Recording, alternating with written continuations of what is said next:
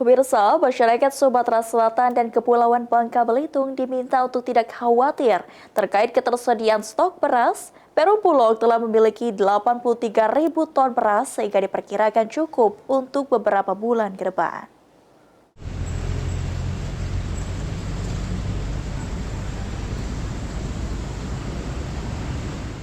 Perum Bulog wilayah Sumatera Selatan dan Bangka Belitung memastikan ketersediaan stok beras dalam kondisi aman dan mencukupi. Disampaikan oleh pimpinan wilayah Bulog Sumsel Babel Mercy Windrayani, masyarakat tidak perlu khawatir akan terjadinya kekurangan beras.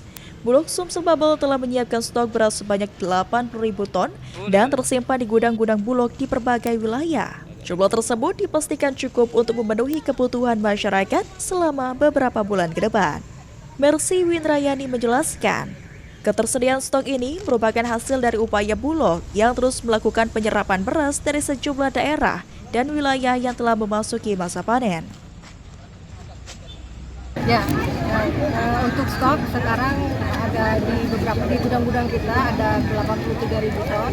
Dan ini sangat aman. Ini sampai sekarang kita juga masih menyerap beberapa wilayah udah panen. Jadi masyarakat tidak usah khawatir tentang stok beras yang ada di Sumsel dan Babel khususnya karena kita adalah di Pulau Kadwil, Sumsel dan Babel.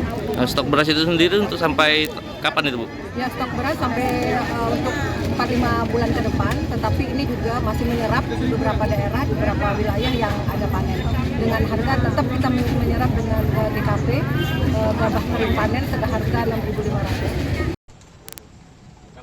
Dengan tersedianya stok yang memadai ini, Bulog mengimbau masyarakat Sumatera Selatan dan Bangka Belitung agar tetap tenang dan tidak melakukan pembelian berlebihan. Suryadi, PAL TV.